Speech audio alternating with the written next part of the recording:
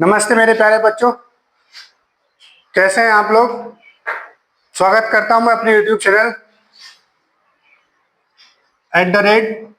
@JPS ज्ञानालय 45। बच्चों, ये last lecture होगा। ये हो सकता है इसके बाद एक लेक्चर लगाना पड़े।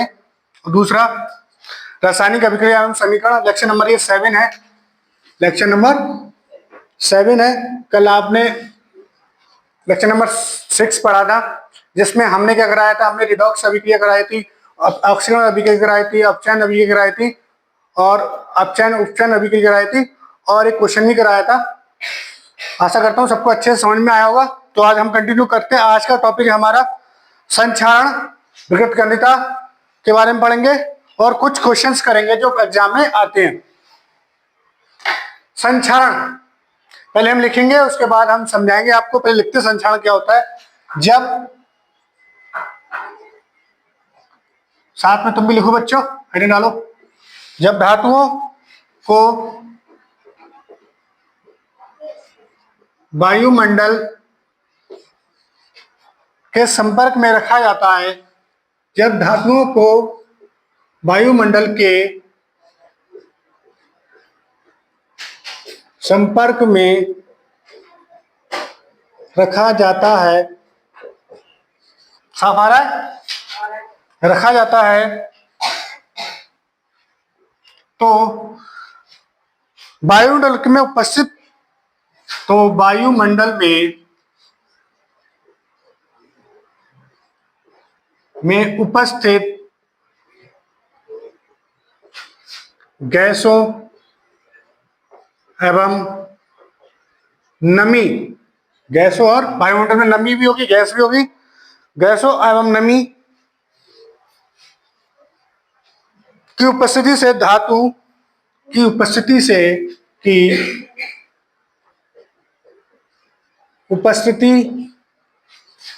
से धातु धीरे धीरे नष्ट होने लगती हैं। क्या होती हैं? नष्ट होने लगती हैं। ठीक है, इस प्रक्रिया को संक्षारण कहते हैं। क्या कहते हैं? इस प्रक्रिया को संक्षारण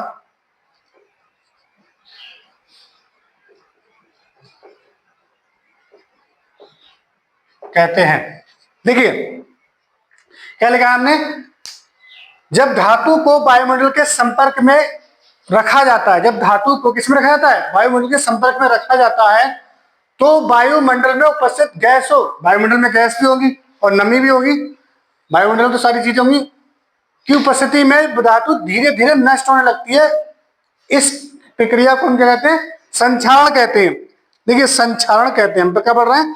संक्षारण।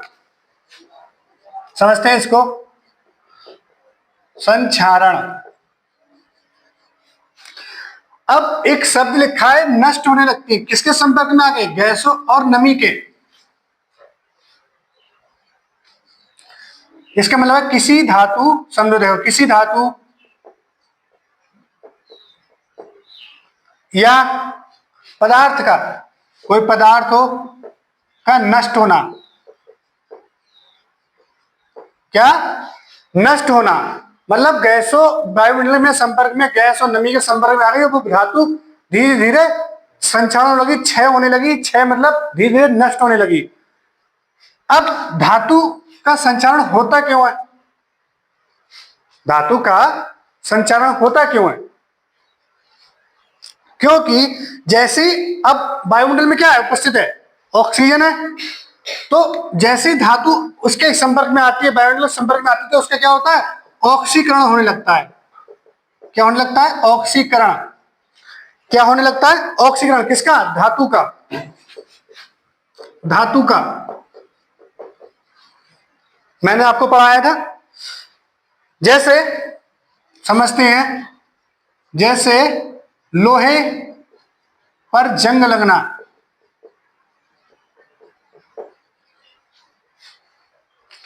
लोहा का मतलब क्या होता है? एफी। एफी एफी क्या बोलते हैं? एफी मतलब लोहा। क्या है ये? लोहा या आयरन। बात एक ही है, इंग्लिश में बोल दो। अब इसको हमने बायोमेंटली संपर्क में रख दिया, मतलब किसके? O2 से क्रिया कर जाएगा, क्या बनेगा? Fe2O3। कैसे O3 बना? क्योंकि हमें पता है कि Fe के पर +2 भी होता है और +3 भी होता है, तो हम यहाँ पर कौन सा +2 वाला लेंगे? और O पे माइनस होता है, माइनस कितना होता है? +2 भी होता है और +3 भी होता है, तो हम यहाँ पर लेंगे 3 वाला। कौन सा लेंगे? 3 वाला। देखो +3 और क्या? O2 -2, तो दोनों के आयनों का आदान अदला बदली हो जाएगी, तो क्या बन जाएगा? Fe2O3। इसे क्या बोलते हैं? Iron oxide.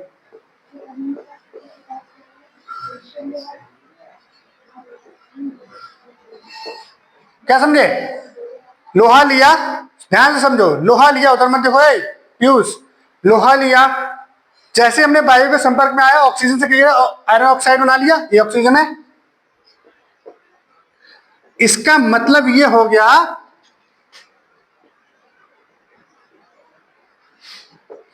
इसका ऑक्सीकरण हो गया, नहीं हो गया? ऑक्साइड हो गया, इसको बोलते हैं आयरन। फिर इसको बोलते हैं जो Fe3 होता है, मैंने पढ़ाया था बेसिक क्लास में, पढ़ाया था ferric oxide, ferrous oxide.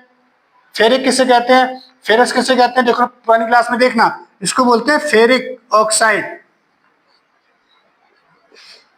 Ferric oxide, ठीक है। अब क्या? अभी वायु के संपर्क में आया, अब और समझो, देखो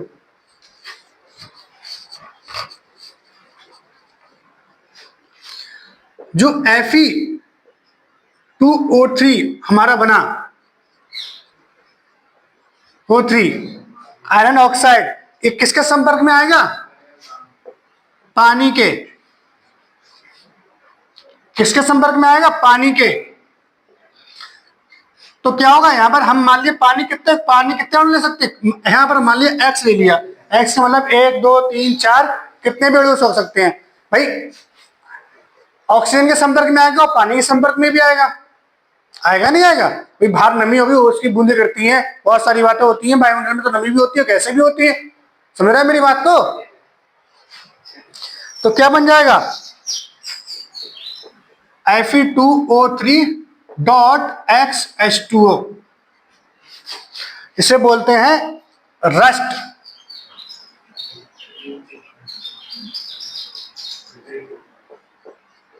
रस्ट, यही जंग का रासायनिक सूत्र होता है। अब इसमें क्या है, कैसे बात हो रही? इस X का मतलब क्या है कि यहां पर पानी के कितने भी अणु हो सकते हैं? 1 2, दिख रहा है? यहां तक दिख रहा है? 1 2 3 4 कुछ भी अणु हो सकते हैं। कैसा, क्या समझे? हम पढ़ रहे हैं संक्षारण। हम क्या पढ़ रहे हैं? संक्षारण। लिखा साथ में तुम लोगों ने? हम पढ़ रहे हैं संक्षारण।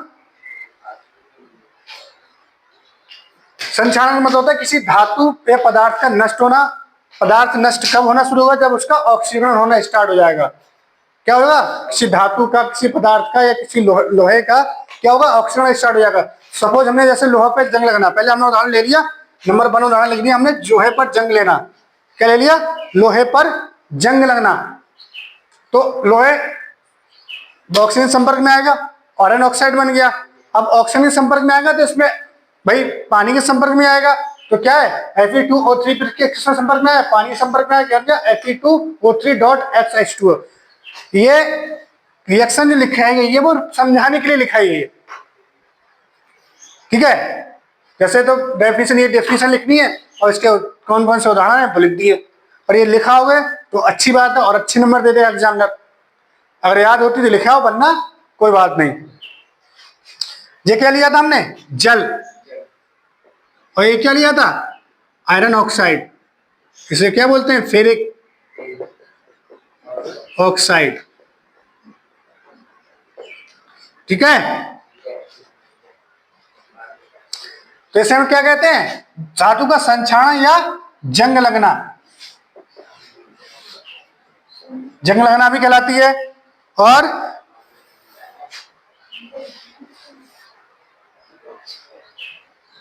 और इस प्रक्रिया में क्या होता है? इस प्रक्रिया में धातुओं का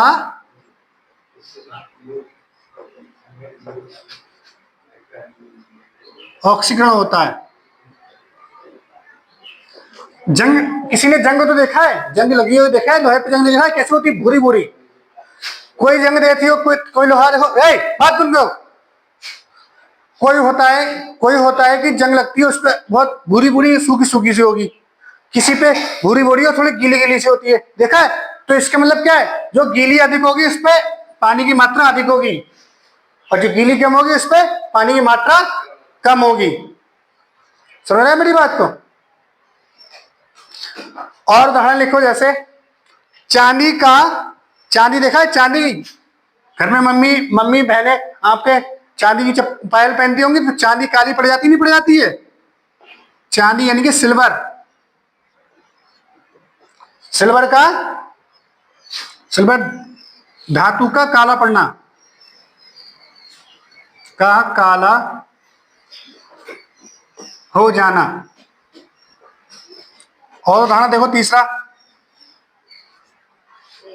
तांबे पर हरी परत जमना। आप देख रहे होगे, आपने देखते होगे, मम्मी नई पायल लेके आई सुनार के पास से जाके, सुनार के पास गई, नई पायल लेके आई और उन्होंने उनको पहनना शुरू कर दिया। 1 महीने बाद, 2 महीने बाद वो काली पड़ जाती है। इसका मतलब क्या है? वो पानी के संपर्क में आई। उसका मैं क्या लिख रहा हूं कि इस प्रक्रिया को धातु का ऑक्सीकरण होता है। इस प्रक्रिया में धातु का ऑक्सीकरण हो गया, तो धातु पानी के संपर्क, ऑक्सीजन संपर्क में क्या शुरू हो गया? ऑक्सीकरण शुरू हो गया। अब लोहा भूरे रंग पे उसकी परत जमती है और चांदी पे काले रंग की परत जमती है। वो धातु पे डिपेंड करता है कौन सी धातु, तो उसी हिसाब से उसमें परत जमती है, तो काली पड़ जाती है। ऐसे ही एक चीज और देखी होगी, आप पूजा करते हो सब लोग, सुबह सुबह जल चढ़ाते हो, तो लोटा किसका बना होता है? तांबे का। लोहे का बना होता है? कॉपर। लोहे का। तांबे का होता है, पीतल का नहीं होता। पीतल का चिराग होता है, इससे पूजा करते हैं, इसमें बत्ती जलाते हैं मोस्टली। वो तो तुम किसी का भी ले लो, तुम स्टील का ले लो, उससे चढ़ाया हो जल, पर मेन जो पूजा करने के लिए जल चलाने के लिए आता है, किसका आता है? कॉपर का, तांबे का। तांबे का आता है, तो शुद्ध तांबे का तामा पर हरी परत का जमना या लगना, आ जाना। हरी परत का जमना, तुमने देखा होगा उसमें हरी हरी सी कहीं कहीं परत लग जम जाती है, तो इसका मतलब क्या हो गया? संक्षारण शुरू हो गया। समझ में आया? समझ में आ गई इतनी बात? लोहे पर कैसे लोहे पर ये रासायनिक सूत्र, वैसे तो समीकरण तुम्हें लिखने के लिए नहीं पूछेगा, पर तुम्हारे लिए ऑब्जेक्टिव क्वेश्चन पूछ लेता है कभी कभी कि जंग का रासायनिक सूत्र बताओ, इनमें से निम्न में से रासायनिक सूत्र, जंग का रासायनिक सूत्र कौन सा है? तो ये ध्यान रहेगा। ठीक है, लिख लो फटाफट, है ना? संक्षारण से राइट पढ़ेंगे, संक्षारण से बचने के उपाय। लिखो, हेडिंग डालो, लिखो फटाफट साथ में। संक्षारण से बचने के उपाय, लोहे की वस्तु पर पेंट करना चाहिए। नंबर 1, लोहे की वस्तुओं पर पेंट करना चाहिए।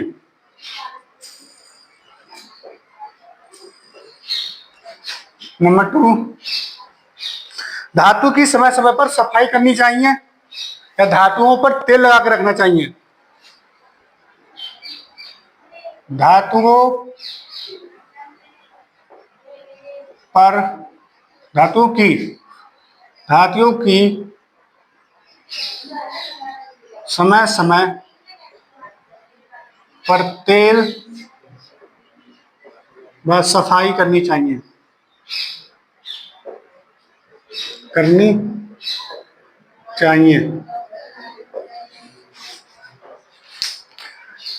धातुओं पर पॉलिश करनी चाहिए। तीसरा क्या है? धातुओं पर पॉलिश करनी चाहिए। चौथा है नष्ट होने वाली धातु पर नष्ट होने वाली धातु पर कम क्रियाशील धातु की परत चढ़ानी चाहिए।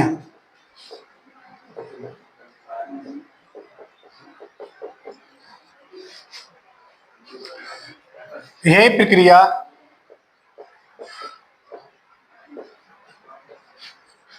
यश दलेपन कहलाती है। यश इनके गैल्वीकरण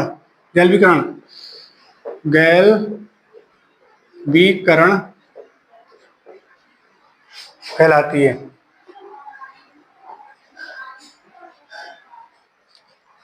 ठीक है, सारे पॉइंट समझ में आ रहे हैं। लोहे की वस्तुओं पर पेंट कर देना चाहिए। धातु की समय समय पर तेल या सफाई करनी चाहिए, तेल लगाना चाहिए, उस पर तेल लगा देना चाहिए। धातुओं पर पॉलिश करनी चाहिए, तेल लगाना चाहिए, तेल लगाना, बस सफाई करनी चाहिए। नष्ट होने वाली धातुओं पर कम क्रियाशील धातु चढ़ानी चाहिए।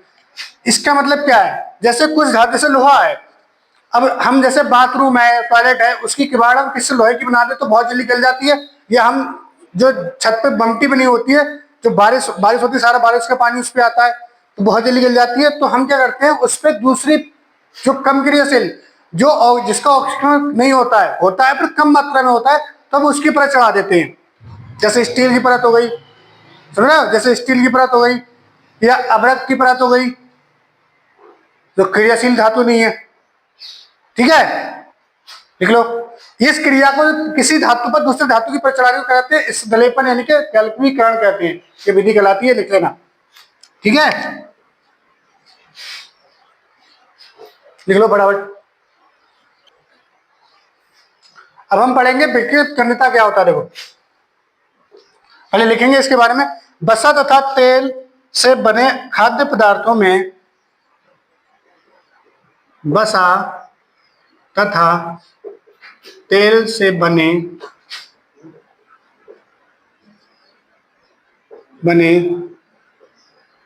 खाद्य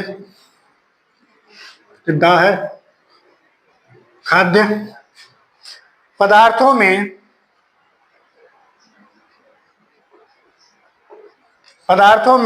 ऑक्सीकरण की क्रिया के कारण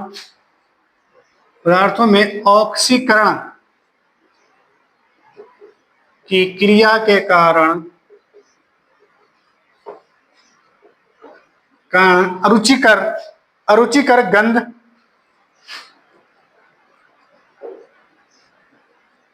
गंध और स्वाद का उत्पन्न हो जाता है। और स्वाद का उत्पन्न होना विकृत गंधिता कहलाता है।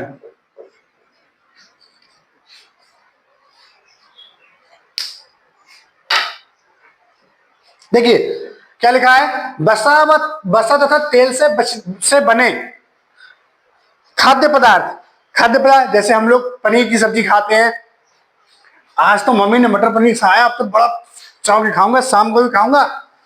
मम्मी ने सुबह सुबह मटर पनीर की सब्जी बनाई और दीपक बोला आज बड़ा चाव खाऊंगा। बोले शाम को भी खाऊंगा, रात को भी खाऊंगा। मम्मी ने सुबह बनाई और हुआ क्या, मम्मी गर्मी के दिन थे, क्या थे, गर्मी के दिन थे, और मम्मी सब्जी फ्रिज में रखना भूल गई, बाहर रखी रही। और शाम तक क्या हुआ, उसका क्या हो गया, ऑक्सीकरण हो गया। खाद्य पदार्थ तो क्या हो गया उसका, क्योंकि उसमें बसा और बाद तेल मिला हुआ है, और उसका क्या हो जाएगा, ऑक्सीकरण। भाई बाहर रखेगी तो क्या हो जाएगा, उसमें भाई ऑक्सीजन कैसे होगा, वायु के संपर्क में आएगी। किसके संपर्क में आ गई, वायु के संपर्क में, और वायु के संपर्क में आएगी तो क्या है, उसका ऑक्सीजन हो जाएगा। ऑक्सीजन होते क्या हो गया, उसमें क्या हो गई, गंध उत्पन्न हो गई। क्या हो गई, गंध उत्पन्न। अब उत्पन्न हो गई। अब दीपक ने शाम को खोल के देखा, उसमें तो बहुत भयंकर गंध आ रही थी। बोले ये क्या हुआ, समझे कुछ। तो इसी को खाद्य पदार्थों में अऑक्सीकरण होने के कारण उनमें अरुचिकर गंध उत्पन्न हो जाना, स्वाद का बदल जाना ही क्या कहलाती है, विकृत गंधिका। समझ में आई। किस कारण होती है, क्योंकि इसमें बसा होता है और तेल होता है। बसा को कहते हैं फैट, क्या कहते हैं, फैट बोलते हैं। समझ में आ रहा है, नहीं समझे, तो समझ में आ रहा है। पनीर की सब्जी खराब हो गई और दीपक का मन खराब हो गया। पीयूष बोला यार मैं भी खा लेता तेरे साथ, पर एक ही बार खा पाए, दूसरी बार खा नहीं पाए। समझ में आई। तो विकृत गंध का एक ही बार में समझ में आ गया होगा। किसे कहते हैं, बसा तथा तेल से बने खाद्य पदार्थों में ऑक्सीकरण की क्रिया के कारण अरुचिकर गंध व स्वाद का उत्पन्न होना विकृत गंधिका कहलाती है। क्यों होता है, क्योंकि बसा व तेल का इसका क्या वायु संपर्क में आती है, तो उसका क्या हो जाता है, ऑक्सीकरण। ऑक्सीकरण हो जाएगा तो क्या हो जाएगा, इसमें गंध उत्पन्न हो जाएगी जिसे हम खा नहीं सकते। समझ में आया। अब जैसे उदाहरण के लिए लिख लो, जैसे पनीर युक्त भोजनों में कुछ समय बाद गंध उत्पन्न हो जाती है। पनीर युक्त भोज्य पदार्थों में कुछ समय बाद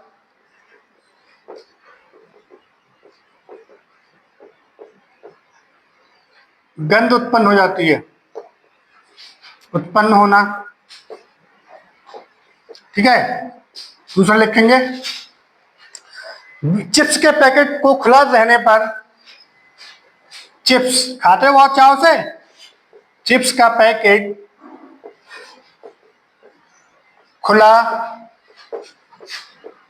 रहने पर क्या हो जाता है, उसका स्वाद बदल जाता है, सील जाता है, उसका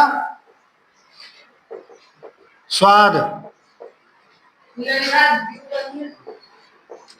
बदल जाता है। दूध के में कुछ समय बाद गंध आने लगती है। दूध में कुछ समय बाद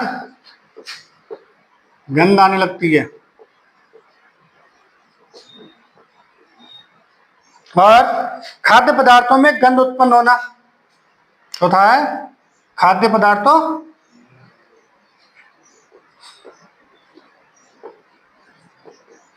में गंध उत्पन्न होना, लिख लो फटाफट।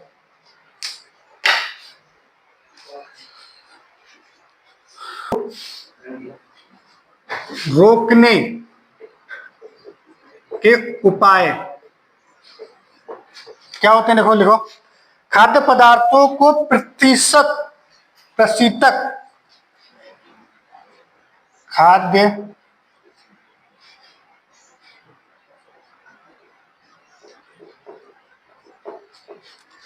प्रशीतक, प्रशीतक क्या होता है, रेफ्रिजरेटर। रेफ्रिजरेटर क्या होता है, हैं? रेफ्रिजरेटर क्या होता है, रेफ्रिजरेटर, रेफ्रिजरेटर। खाद्य पदार्थों को प्रतिशतक में रखना। नहीं समझ में आया प्रतिशतक क्या होता है?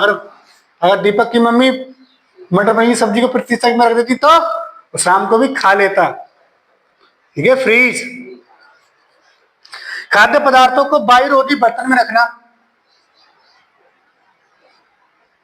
खाद्य पदार्थों को वायुरोधी बर्तन में रखना। तीसरा है खाद्य पदार्थों को सूर्य के प्रकाश से दूर रखना। खाद्य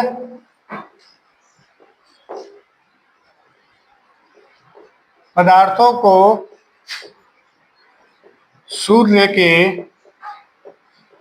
प्रकाश से दूर रखना। खाद्य पदार्थों को नाइट्रोजन युक्त पैकेट में रखना। खाद्य पदार्थों को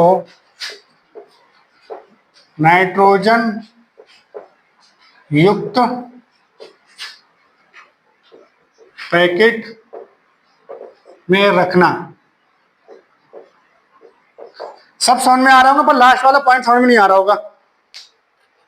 हाँ भाई, खाद्य पदार्थों को प्रतिशतक मतलब रेफ्रिजरेटर में रखना। ठीक है। खाद्य पदार्थों को वायुरोधी बर्तन में रखना। खाद्य पदार्थों को सूर्य के प्रकाश से दूर रखना। एक लास्ट में लिखा हुआ चौथा पॉइंट, खाद्य पदार्थों को नाइट्रोजन युक्त पैकेट में रखना। अब आपने देखा होगा कि, सुनो समझ लो, पहले लिख लेना बाद में। मम्मी ने घर पे आलू के चिप्स बनाए, उसको सुबह भुना और थोड़े खा लिए, उसके बाद बच गए शाम के लिए रख दिए। क्या सुबह जो स्वाद था वो शाम को वही स्वाद था उसमें? खराब हो गए। अरे उसी को खराब होना बोलते हैं। उसका क्या हो गया? ऑक्सीकरण हो गया वायु की उपस्थिति में। अब क्या हुआ? लास्ट पॉइंट है, अब वही चीज तुमने देखा होगा कि कई अंकल चिप्स, कभी लेज, कभी ये कि हल्दीराम की ये सब चिप्स आते हैं और वो तो बहुत दिनों तक दुकान में रखे रहते हैं। हाँ, बनते होंगे, फिर पैकेट में पैक होते होंगे। सुनना है ध्यान से, लिखना बाद में। बनते होंगे, लिखने का टाइम होगा, लिख लेना। लिखना बंद करो, पहले समझ लो। समझ में आई? तो क्या समझ में नहीं आया? तो उसमें क्या होता है, ऐसी क्या चीज होती है उसमें खराब नहीं होती है, इतने ज्यादा रहते हैं। आपने देखो पैकेट खरीद के लाते हो, फूला फूला सा होता है, तो उसमें कौन सी गैस भरी होती है? नाइट्रोजन। कौन सी? नाइट्रोजन। कौन सी गैस भरी होती है? नाइट्रोजन, जो क्या है, खाद्य पदार्थों को खराब होने से बचाती है। मम्मी ने गरम गरम रोटियां बनाई, तुम उनको क्या काम करो, पहले वैक्यूम बनाओ उसमें एक पैकेट में, फिर उसमें नाइट्रोजन भर दो, फिर उसमें रोटी डाल दो।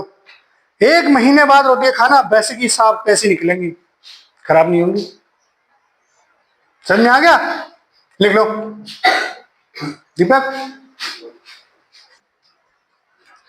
एक नोट देखो, प्रशीतक। प्रशीतक मतलब, अरे प्रशीतक मतलब रेफ्रिजरेटर, फ्रिज में कौन सी गैस भरी होती है? CFC गैस होती है। कौन सी? CFC गैस होती है। इसका पूरा नाम होता है CFC इक्वल टू होता है क्लोरो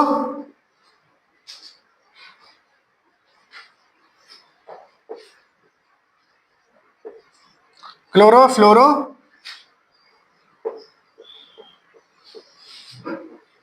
कार्बन। हिंदी में बोले तो क्लोरो फ्लोरो कार्बन। लो,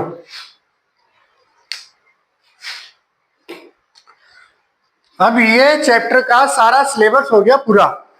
ठीक है। अब हम कुछ क्वेश्चन आज करेंगे और कुछ क्वेश्चन करेंगे कल, जो इस चैप्टर से संबंधित होते हैं, और बाकी क्वेश्चन कुछ करेंगे रिवीजन के टाइम पे। हम इस चैप्टर का रिवीजन करेंगे। जब इंपॉर्टेंट क्वेश्चन हम लिख पाएंगे। तो आज हम कुछ बहुविकल्पीय क्वेश्चन करेंगे, इसके कुछ क्वेश्चन करेंगे, जितने हो जाते हैं, अगर बच जाएंगे तो कल करेंगे, ठीक है। देखो, रुको एक मिनट, पीयूष रुको। देखो आपके सामने 1 2 3 क्वेश्चन लिखे हैं, हमें इनको सॉल्व करना है। पहले लिखा है निम्न में कौन सी अभिक्रिया के लक्षण है। अभिक्रिया के लक्षण मतलब, अभिक्रिया के लक्षण का मतलब है कौन कौन से लक्षण है। जब अभिक्रिया होती है तो क्या क्या होता है। अभिकारक के स्वरूप में परिवर्तन होता है। अभिकारक मैंने क्या बताया था, मैंने बताया था अभिकारक होता है, ध्यान समझ, अभिकारक उत्पाद बनता है। तो क्या कह रहा है, अभिकारक के रूप स्वरूप में परिवर्तन होता है, बिल्कुल परिवर्तन होता है, बात सही है, बात सही है। और कह रहा है ताप का उत्सर्जन होता है, ताप बढ़ता है, ऊष्मा, अरे क्यों नहीं होता है, अरे ऊष्मा शोषी अभिक्रिया, ऊष्मा क्षेपीय अभिक्रिया में ऊष्मा उत्पन्न होती नहीं होती है, बिल्कुल सही है। अब प्रकाश का उत्सर्जन होता है, सूर्य के प्रकाश में क्रिया कराई थी, ध्यान है, वो भी होता है। तो इनमें से सभी, हाँ इनमें से सभी, तो क्या ये भी होता है, ये भी होता है, तो ये वाला आंसर हमारा सही है। दूसरा लिखा है 2CO2 2CO plus O2 gives nitrogen, क्या बनना है, 2CO2 बनना है। ये कार्बन है, एक मैंने बताया था CO क्या होता है, CO के बारे में बताया था, मोनोऑक्साइड, कार्बन मोनोऑक्साइड, ठीक है। अब कार्बन मोनोऑक्साइड है और O2 है और बन गया CO2, तो क्या हो रहा है, क्या अपचयन हो रहा है, क्या वियोजन हो रहा है, क्या विघटन हो रहा है, क्या संयोजन होता है। मैंने सबसे पहले मैंने पढ़ाया था आपको संयोजन अभिक्रिया, पढ़ाई थी स्टार्टिंग में। उसमें क्या हो रहा था कि दो तत्व आपस में मिलकर एक नया तत्व बना रहे थे। तो देखो वही तो हो रहा है यहाँ पे, तो क्या हो रहा है यहाँ पे, ना ही अपचयन हो रहा है, ना ही वियोजन हो रहा है, ना ही विघटन हो रहा है, क्या हो रहा है, संयोजन। इसलिए मैंने ये विकल्प लिखवाया, नहीं तो मैं सीधे कह रहा था संयोजन अभिक्रिया, नहीं समझ में आता। अब तुम्हें ये तो समझ में आ रहा है कि अपचयन, वियोजन, विघटन और संयोजन में अंतर तो समझ में आ रहा है, समझ में आ रहा है। अब अगला क्वेश्चन देखो, अगला क्वेश्चन लिखा है निम्न में कौन ऑक्सीकरण होता है। किसमें ऑक्सीकरण होता है, दहन में होता है। दहन क्रिया में ऑक्सीकरण होता नहीं होता, होता है। दहन क्या होता है, से देखो क्या बनेगा, CO2, इसको जलाएंगे, कार्बन संपर्क में आएगी, दहन CO2 बन गया, ऑक्सीकरण हो गया। जहां ऑक्सीजन हो उसका ऑक्सीकरण होगा, समझ रहे हो। और शोषण में भोजन का पास, भोजन शोषण में क्या होता है, श्वसन क्रिया में भी क्या होता है, ऑक्सीकरण होता है। जब श्वसन में होता है तो भोजन की पाचन में भी ऑक्सीकरण होगा, तो भोजन के पाचन में भी ऑक्सीकरण होगा, तो किसमें नहीं होगा। अब मैंने एक क्रिया बताई थी आपके लिए, मैंने क्या बताई थी आपके लिए,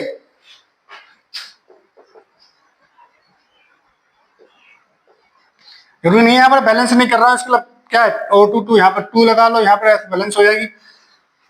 एक क्रिया बताई थी जिसमें क्या बच रहा था, अपक्षेपण बच रहा था, ठीक है। तो क्या होगा, अपक्षेपण, लिख लो।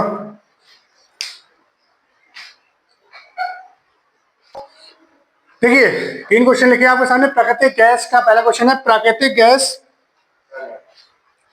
प्राकृतिक गैस कौन सा, प्राकृतिक गैस क्या मतलब क्या, किस प्रकार का रासायनिक अभिक्रिया। प्राकृतिक गैस मतलब क्या, अरे प्राकृतिक गैस मतलब क्या, कौन सी गैस होती है, मीथेन। मीथेन क्या होता है, CH4। क्या होता है इस समीकरण, इसका दहन कराने पर, इसका दहन कराएंगे तो क्या होगा, CH4 किसकी उपस्थिति में रहेंगे, ऑक्सीजन की उपस्थिति में, क्या होगा, क्या होगा, हैं? अरे मैंने क्या बताया था, कार्बन की जब भी कार्बन होगा और उसके साथ ऑक्सीजन संपर्क में आया तो क्या बनेगा, सबसे पहले CO2 गैस, और क्या बनेगा, बच्चा क्या है, H2O, और प्लस क्या निकलेगी, ऊष्मा। तो कौन सी क्रिया हो गई, जिसमें ऊष्मा निकले, ऊष्मा, ऊष्मा क्षेपी, न ये न ये न ये, तो क्या हो गई, ऊष्मा क्षेपी। समझ में आया। प्राकृतिक गैस का दहन कराएंगे, दहन कराएंगे, जलाएंगे प्राकृतिक गैस, किसकी उपस्थिति, जब तक जलेगी नहीं तब तक ऑक्सीजन की उपस्थिति नहीं होगी, ऑक्सीजन की उपस्थिति होगी, जब दहन होगा तो उसमें ऊष्मा निकलेगी और कार्बन डाइऑक्साइड में चेंज हो जाएगी और जल बनेगा। दूसरा क्वेश्चन है, रासायनिक अभिक्रिया के दौरान किसी पदार्थ में ऑक्सीकरण का ह्रास कहलाता है। ऑक्सीकरण ह्रास मतलब, ह्रास का मतलब होता है कमी होना, ठीक है, ह्रास का मतलब होता है कमी होना। अब ह्रास मतलब कमी होना, मतलब ऑक्सीजन का निकल जाना, तो ना तो संचरण में होता है, ये भी नहीं होगा, ऑक्सीकरण में भी नहीं होता है, ठीक है, उसमें ऑक्सीजन प्राप्त होता है। क्या होगा? अपचयन में। अपचयन अभिक्रिया पढ़ी थी, उसमें हाइड्रोजन का वियोग हो रहा था, वो सॉरी ऑक्सीजन का वियोग हो रहा था, हाइड्रोजन का योग हो रहा था। समझ में आया? ठीक है। अगले क्वेश्चन है, लोहा चूर्ण पर तनु हाइड्रोक्लोरिक अम्ल। अगला क्वेश्चन है, लोहे चूर्ण पर तनु हाइड्रोक्लोरिक अम्ल। क्या होता है हाइड्रोक्लोरिक अम्ल? ये होता है HCl। तनु मीन्स होता है पतला। अब लोहे का चूर्ण यानी कि Fe। अब कह रहा है लोहे के चूर्ण पर तनु हाइड्रोक्लोरिक अम्ल डालने से क्या होता है? देखिए Fe पे डाल दिया, क्या होगा? किससे क्रिया कर जाएगा? FeCl2 बन जाएगा।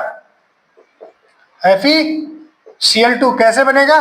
Fe पे क्या होता है? +2 और Cl पे माइनस, आयन का आदान प्रदान क्या हो जाएगा? FeCl2 बन गया। और क्या होगा? हाइड्रोजन गैस रिलीज होगी। क्या होगी? हाइड्रोजन गैस रिलीज होगी। मैंने आपको बताया था, क्रिया कराई थी इसको। हाइड्रोजन गैस कब बनती है?